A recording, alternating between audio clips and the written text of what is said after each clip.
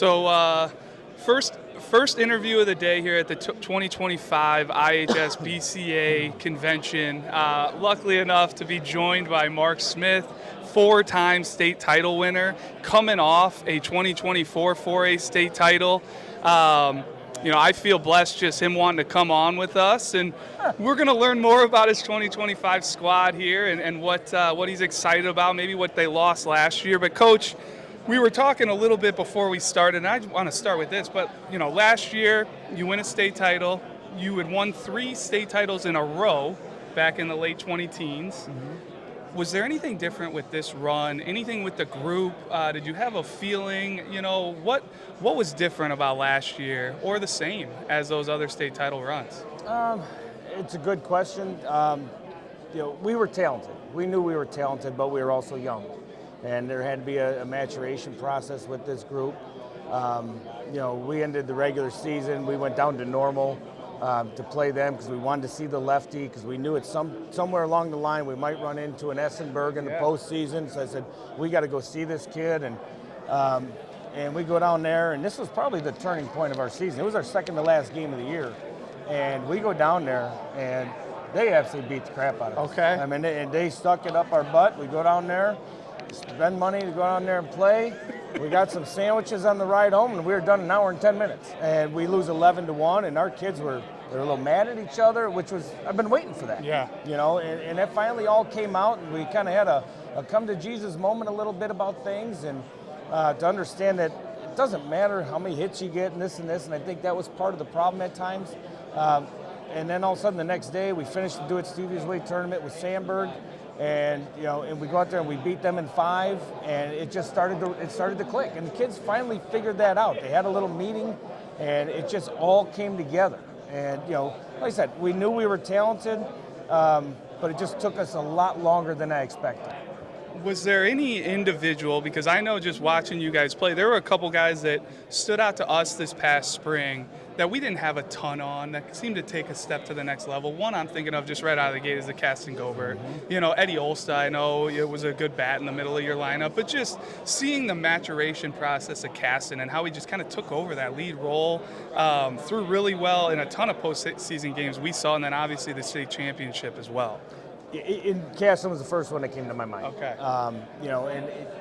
We have our 3 big arms in Eggert and O'Donnell and Caston, and we had set everything up the way we kind of wanted to, and you knew how much confidence we had in Caston that we're throwing him in a sectional championship, and then we're throwing him in the state title. In fact, we had such a long discussion about whether we wanted to go to Gobert in the state championship or go to O'Donnell. We did not decide until that morning. And it's more Did not know that. Yeah, okay. and Nate's always been our guy. Yeah. He's been my guy. He's been with us since freshman year, Yep. and he said this is the biggest game of the year. And actually, Jake Godfrey, our pitching coach, said, I want to go Caston, and I was like, then we do it. We go Caston. And I said, the thing about him in that game, how composed was he? Oh, yeah. I mean, 4,000 people there, and low pulse. And just none. Yeah. He's smiling, having fun, and I go, this kid has arrived. Yes. Well, and it's great to see, because I think he's just starting to scratch the surface even. Just you look at the frame and the way he moves, it's loose, it's easy. And what just a compliment to Caston Gobert that he's getting that kind of, Jake Godfrey saying that he wants to go with him, with how good the other option is. Nate O'Donnell, we've seen him forever. 3 pitches for a strike. He can also really swing the bat. He is just a gamer, bulldog type. So really cool stuff there, and congrats to you on locking down that championship last year. Thank you. Now, turning the page, talking about 2025, I mean, we send out the questionnaire to all the coaches. We're lucky enough that a lot of them send back very detailed information on their club. And looking at this Providence Catholic club, I am just blown away by the 2025s, the depth, the talent, but the depth of talent as well. And I think just you guys have to be at the forefront or the leader for being the top-ranked team in the state going into 2025. So, talk to me a little bit about the squad, what you're excited about. How's this next year's group looking?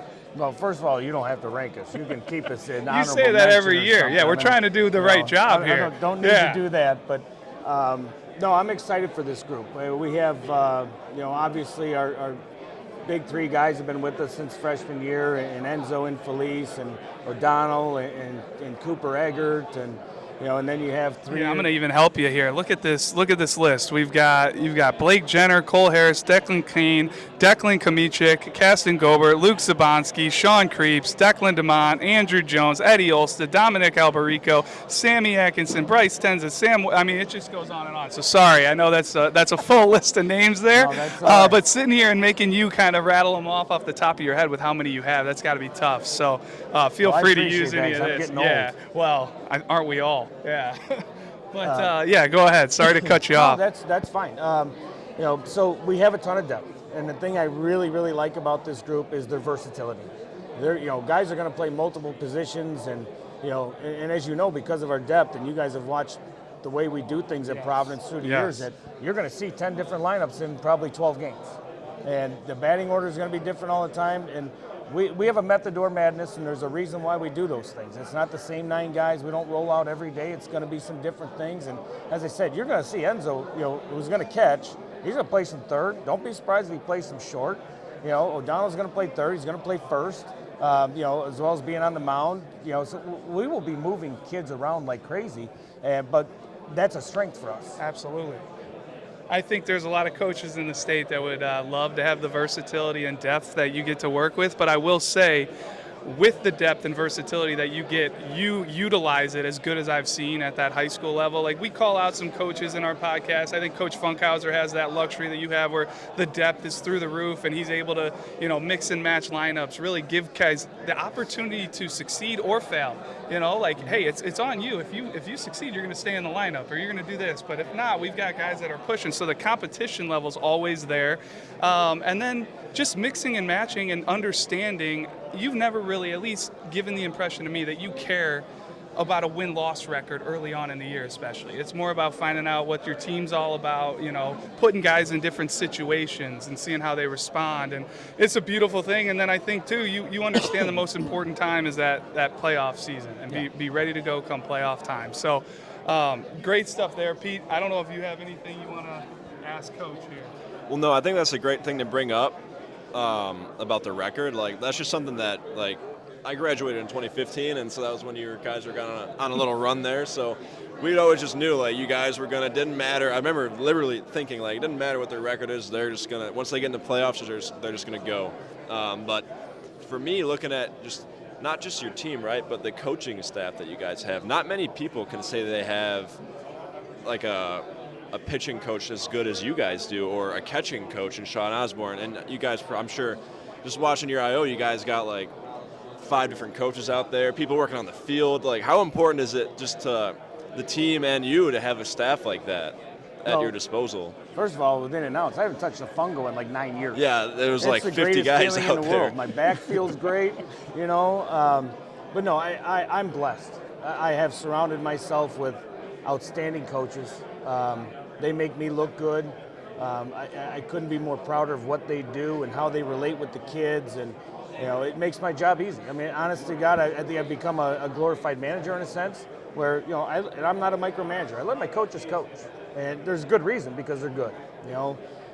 Jason Weiss, our infield coach, Garrett Pransky, our hitting coach. I got an outfield coach and Bill Cravens, obviously catching coach and Sean Osborne. Jake Godfrey's pitched us to our first state championship for me in 2014. Came back as our pitching coach, and I mean, we're blessed. I'm very blessed, and so we're always developing kids, and that's a big part of it. But I can't say enough about them. Well, and I feel like those first 2 coaches you mentioned there, Vitus and Pranchy, they've been with you a long time. Yeah. That's not, and that I think is important too. Just getting that stability year after year. These guys are coaching the same way, and it just helps build what you've built. I also want to bring up, so a couple weeks back, we had a podcast where we're talking about the top high school fields in the state and which fields we really enjoy to scout. And I will say, Providence Catholic did not get mentioned. But I'm leaving. It's one of the top facilities in the state. When you want to talk about top high school fields, it is beautiful, and they have that thing looking good all year round, at least come springtime when I'm out there scouting. And the reason that I didn't put it on my list, just to throw it out here so people know, because it is a beautiful thing, and he's got a great clubhouse and everything, is first off, the trees have to kill you with the foul balls. But when I'm scouting at that place, and I was at your sectional championship against Lincoln Way West, it was so packed. You almost had so many fans that I was stuck. I could only sit in one spot at that place to watch a game. But no, you definitely deserve a call out for the field too, because it is a beautiful, beautiful thing you've done and kind of maintained there. And I've noticed it, and I want to make sure you know that. But getting back on track here, and we'll end this real soon, Coach. Can't thank you enough for your time. But who are some young guys that we should be on the lookout for coming through the Celtic program? They could be juniors, sophomores, freshmen. You could call out whoever you want. But I want to give you the opportunity to do so. I'll start with my juniors. 3 juniors I'm very excited about, and Sammy Atkinson has been with us since, you guys know him, and he's been with me since day one of freshman year. Sam Webb, who's, as you guys know, is kind of climbing up the ranks a little bit, and then Bryce Tenzie, big Bryce, big-bodied kid.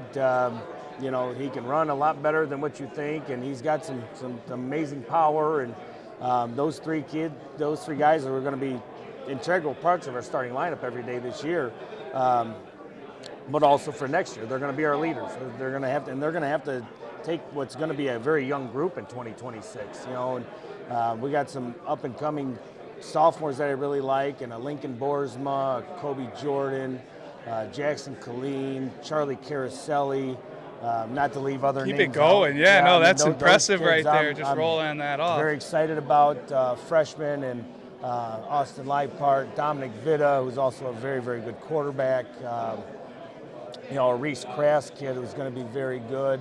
Like I said, I'm excited for the future, but I'm going to enjoy the heck out of 2025 because 2026 will be, it'll probably be one of those slow start type of years. But as you guys mentioned earlier, those wins and losses in the regular season, they don't mean anything.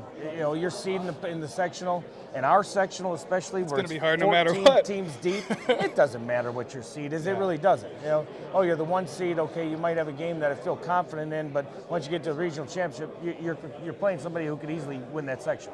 So it doesn't really matter that much to me. So it's just using those 35 dress rehearsal games is what we call them for the postseason. Thank you to Coach Smith here, and looking forward to seeing what you guys can do next year, and we'll be following for sure. I appreciate you guys. Thank you very much. Thank you, Coach. Thank you. Yeah.